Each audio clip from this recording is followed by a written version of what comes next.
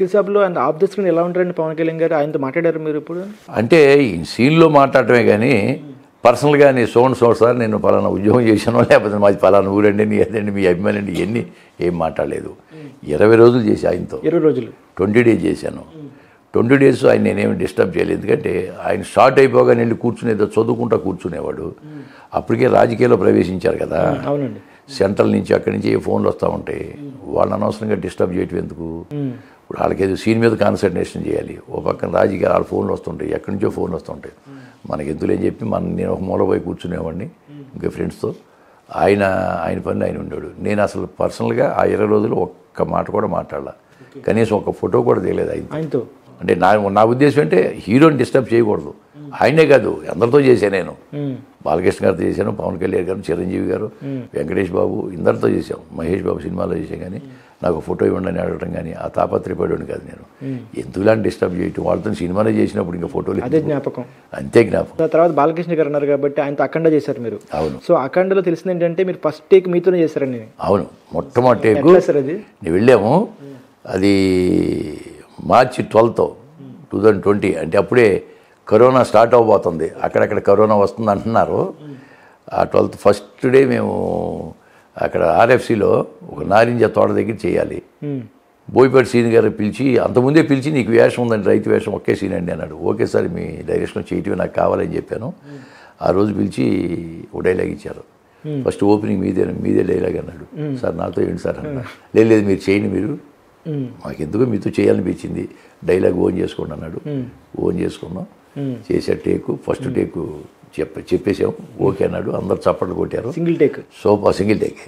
Super Gandhi గారు అన్నాడు. చాలా హ్యాపీ ఫీల్ అయ్యాం. ఆ తర్వాత 12 రోజుల పాటు బాలయ్య బాబు గారితోనే చేశాను నేను. ఓకే. కొంతమంది భయపెట్టారు, బాలయ్య బాబు ఎదురు పడకూడదు, ఆయన కోపం ఎక్కువ, ఏమనంటే కొడతాడు. ఎందుకు కొడతాడు? ఎన్టీ రామారావు గారు కొడుకు అయినా వాళ్ళ సంస్కారం, ఆ ఫ్యామిలీ సంస్కారవంతమైన ఫ్యామిలీ. అటువంటిది ఏముంది, ఫస్ట్ నుంచే నేను నమస్కారం పెట్టేవాడిని. బాగున్నారా అని ఒకటి తగ్గాను. ఆ 12 రోజులు ఎంతో బాగా కలివిడిగా ఉండి ఆయన కొంచెం సజెషన్ ఇచ్చుకుంటూ చేసాం. చాలా బాగా. అంటే జనరల్గా ఆయన కొంచెం సీరియస్గా ఉంటారు, ఆఫ్ ద స్క్రీన్ కానీ ఆన్ ద స్క్రీన్ కానీ ఏముండదండి, అంత ఒట్టి మాటలండి, ఎన్ని బోకస్. సీరియస్, చాలా నవ్వుతూ హ్యాపీగా అందరితో హ్యాపీగా గడిపి వెళ్ళిపోతాడు. ఎవరైనా అక్కడైనా పిచ్చి పిచ్చి లెక్కలు చేస్తే అంతకుముందు ఏమన్నా అన్నాడేమో తప్పితే అదే మన హెలివేట్ చేస్తారు ఎక్కువగా. కానీ అదే ఉండదు, చక్కగా మాట్లాడతాడు, చాలా స్వతంత్రంగా మాట్లాడతాడు అందరితో. ఆ తర్వాత చిరంజీవి గారితో కూడా చేశారు మీరు? చిరంజీవి గారితో 6 సినిమాలు చేశానండి. అదే అందరూ ఒక 5 నెంబర్ అనుకుంటారు, కానీ మీరు అంతకన్నా ముందే గ్యాంగ్ లీడర్ చేశారు. గ్యాంగ్ లీడర్ చేశాను, రౌడీ ఎల్లుడి చేశాను, ఖైదీ నెంబర్ 150 చేశాను, సైరా నరసింహరెడ్డి చేశాను, గాడ్ ఫాదర్ చేశాను, వాల్తేరి వీరయ్య చేశాను బాబీ గారి డైరెక్షన్లో. ఆ బాబీ గారు నన్ను బాగా లైక్ చేస్తాడు. ఆ తర్వాత డాకు మహారాజులో కూడా మంచి వేషం పిలిచిచ్చాడు ఆయనే. చిరంజీవి గారితో 6 సినిమాలు చేశానండి. చిరంజీవి గారు నన్ను బాగా గుర్తుపడతాడు ఆయన. అది ఖైదీ నెంబర్లు కూడా మాట్లాడారండి కదా మీతో? ఖైదీ నెంబర్ 150లో నాకు ఎందుకంటే సత్యమూర్తి గారు రైటరు, అంటే దేవిశ్రీ ప్రసాద్ గారి ఫాదరు. ఓకే. నన్ను మొట్టమొదట కెమెరా ముందు నిలబెట్టింది ఆయన 87లో. నేను ఇంకా జాబులో ఉన్నానప్పుడు 1987లో చైతన్య అని ఒక సినిమా చేశారు ఆయన. చైతన్యం అంటే భానుచంద్ర, సాగరిక, జయసుధ, తర్వాత చంద్రమోహన్ ఈ ప్యాడింగ్లో తీశాడు ఆయన. దాంట్లో నేను ఒక వేషం చేశాను రాళ్ళపల్లి గారితో.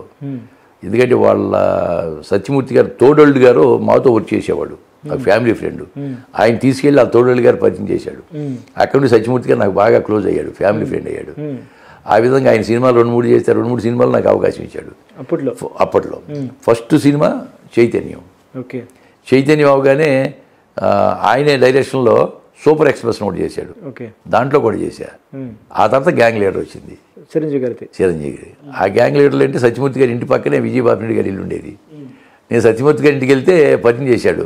మా కజిన్ నేను ఆర్టిస్ట్ అని చెప్తే ఆ గ్యాంగ్ లీడర్లో క్యారెక్టర్ ఇచ్చాడు ఆయన నాకు. అప్పుడే జస్ట్ వెళ్ళి చేసి వచ్చేవాడు అనమాట. ఆ తర్వాత 4-5 సినిమాలు చేశాను. కానీ నాకెందుకంటే పిల్లలు చదువుకుంటున్నారు, చిన్నపిల్లలు, ఫ్యూచర్ ఏమన్నా పాడైపోతుందా, 15 రోజులు ఒకసారి మద్రాసు పరిగెత్తేవాడిని అని ఒకరోజు ఆలోచించి ఇక ఒక 10-15 సంవత్సరాలు పిల్లలు ఎడ్యుకేషన్ అయ్యే వరకు బయటికి వెళ్ళకూడదు అని డిసైడ్ చేసుకుని ఇంకా ఆ జోలికి పోలా. పిల్లలందరూ చదువులు అయిపోయిన తర్వాత అప్పుడు రీఎంట్రీ ఇచ్చాను అనమాట. ఆ తర్వాత రాజన్న వచ్చింది నాకు. ఫ్యామిలీ కోసం, పిల్లల కోసమే, కేవలం పిల్లల కోసం. పిల్లలు పెళ్ళిళ్ళు అయిపోయిన తర్వాత అప్పుడు మళ్ళీ మళ్ళీ ఫీల్డ్లోకి వద్దాం, చూద్దాం, ప్రయత్నం చేద్దామని ప్రయత్నం చేసాం, క్లిక్ అయ్యాం. సో ఫ్యామిలీ సపోర్ట్ ఎలా ఉండేదంటే మీరు ఇలా బాగా మా మిస్సెస్ కూడా సంతోషం, వాళ్ళు కోఆపరేట్ చేసేవాళ్ళు, మా పిల్లలు కూడా కోఆపరేట్ చేసేవాళ్ళు. నాకు ఫ్యాషన్ కదా, దాంట్లో ఏంటంటే డ్రామాలు వేసుకుంటూ ఈ తాగిగో తందనాలాడు లేదా జోదాలాడు పాడు చేసుకుంటే వేరే విషయం. నాకు అటువంటి అలవాట్లు ఏమీ లేవు. ఉంటే రిహార్సల్కి వెళ్ళటం, నాటకాలు వేయటం, సరదాగా ఉండటం, ఫ్రెండ్స్తో సరదాగా తిరగటం వరకు తప్పితే నాకు చెడు అలవాట్లని ఏమీ లేవు. ఇంకోటి సమ్మెట్ గాంధీ అని పేరు ఎలా వచ్చిందండి? గాంధీ గారి పేరు సమ్మెట్ అంటే నా ఇంటి పేరండి. గాంధీ అని మా నాన్నగారు పెట్టిన పేరు. అది ఎలాగంటే 1946లో మహాత్మా గాంధీ గారు కలకత్తా వెళ్తూ విజయవాడలో దిగారు. ఓకే. మహాత్మా గాంధీ గారు విజయవాడలో దిగుతున్నాడని తెలిసి మా ఊరి నుంచి ఒక 50 మంది 50 కిలోమీటర్లు నడుచుకుంటూ వెళ్ళారు. ఓకే. ఆయన అక్కడ 2 గంటలు 3 గంటలు ట్రైన్ దిగాడు. ఆయన ఆపారు ట్రైను. ఆపితే వీళ్ళందరూ వెళ్ళి చేతులు కలిపారు. మా నాన్నగారు కూడా మహాత్మా గాంధీ గారిని చేతులు కలిపాడు. కద్దరు మా నాన్నగారు రాట్నం ఉడికేవాడు, కద్దరు బట్టలు వేసేవాళ్ళు వాళ్ళు. ఆ విధంగా మహాత్మా గాంధీ గారిని కలిసిన తర్వాత అప్పుడేమన్నా పిల్లలు పుడితే, మగవాడు పుడితే గాంధీని పేరు పెట్టాలనుకుని ఉంటాడు ఆయన. ఆ తర్వాత మా అక్క పుట్టింది. ఆ తర్వాత 200 సంవత్సరాలు నేను పుట్టా 50లో. పుడితే ఎవరో చెప్పారట, పొలంలో పని చేస్తూ ఉంటే మా నాన్నగారు మగపిల్లడు పుట్టాడయ్యా అని చెప్పి. అప్పుడు ఏమన్నా మంత్రసాని వాళ్ళు చేయటమే కదా, అప్పుడు వాడి పేరు గాంధీ అన్నాడు. అలాగే గాంధీ అయిపోయింది అంతే. సమ్మెట ఇంటి పేరు, గాంధీ అనేది మామూలుగా పేరు, సమ్మెట గాంధీ అయింది. సో అంటే ఫ్యామిలీ బ్యాక్గ్రౌండ్ ఎలా ఉండేది? అందరూ నాటకాలు వేసేవాళ్ళ మీరు, మీ ఫాదర్? ఏమీ లేదండి, ఏమీ లేదు. మాది రైతు ఫ్యామిలీ. నాకు 3 అక్కయ్యలు 3 అన్నయ్యలు, అందరూ రైతులే. నేను ఒక్కడనే చదువుకుని బయటకు వచ్చా. ఓకే. రైతు అంటే మాకు బాగా 10 ఎకరాలు ఉండేది. బాగానే మాకు యావరేజ్ ఫ్యామిలీ, మంచి స్థితిమంతం కాదు కానీ యావరేజ్. 10 ఎకరాలు మా సొంతం ఉండేది, ఒక 30 ఎకరాలు కౌలుకు ఉండేది, 40 ఎకరాలు చేసేవాళ్ళు మా బ్రదర్స్. 3-4 జతల ఎడ్లు, పాడి గేదెలు, అది హంగామాగా ఉండేది. ఇప్పుడు అంతా మా నాన్నగారు అమ్మగారు పోయారు, మా అన్నయ్య పెద్ద అన్నయ్యలు 2 పోయారు, వదిలు 2 పోయారు.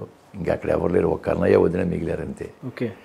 అప్పుడు మా చిన్నప్పుడు తలుచుకుంటే ఒకప్పుడు ఎలా ఉండేది సంసారం, ఇట్లా అయిపోయిందా అని బాధపడతా ఉంటాం. ఎప్పుడన్నా ఊరు వెళ్ళినా 1 గంట ఉండి రావడం తప్పితే అక్కడ ఉండలేని పరిస్థితి. ఊరి మీద మమకారం అయితే ఉంటుంది కదా. వెళ్తే ఊళ్ళో వాళ్ళందరూ బాగా ఆప్యాయంగా మాట్లాడతారు. ఇప్పుడు సినిమాల్లో వస్తున్నావు, సీరియల్లో వస్తున్నావు, కూర్చుని ఏదో మర్యాద చేయబోతుంటారు. నాకు మర్యాద ఎందుకు, నాకు పుట్టినూరు ఇది. అలాగూ అందరితో కలివిడిగా మాట్లాడి వచ్చేస్తూ ఉంటాను నేను. సో ఊరిని గుర్తొచ్చింది, మీరు రాజన్న రిలీజ్ అయిన తర్వాత, నంద్యాల వచ్చిన తర్వాత మీకు ఊళ్ళో సన్మానం చేశారంట కదా? అవునండి, మా ఊళ్ళో సన్మానం అంటే అది ఒక విచిత్రమైన ఇది. మా ఊరు పెడన్ మండలం కదా, పెడన్లో సన్మానం అన్నారు. అక్కడి నుంచి మా ఆర్టిస్టులు కొంతమంది ఫోన్ చేసి సన్మానం చేస్తాం, ట్రైన్ టికెట్ వేస్తాం. ఎప్పుడు అంటే ట్రైన్ టికెట్ అవసరం, నేను వస్తలేరా బాబు అని చెప్పి నేను వెళ్ళాను. పెద్ద ఎత్తున సన్మానం పెట్టారు ఒక హాల్లో. మేయర్ గారు, ఎమ్మెల్యే గారు వాళ్ళందరూ వచ్చారు. మా ఊరి జనం అంతా ట్రాక్టర్లో ఊరేగింపుగా తీసుకొచ్చారు మిమ్మల్ని.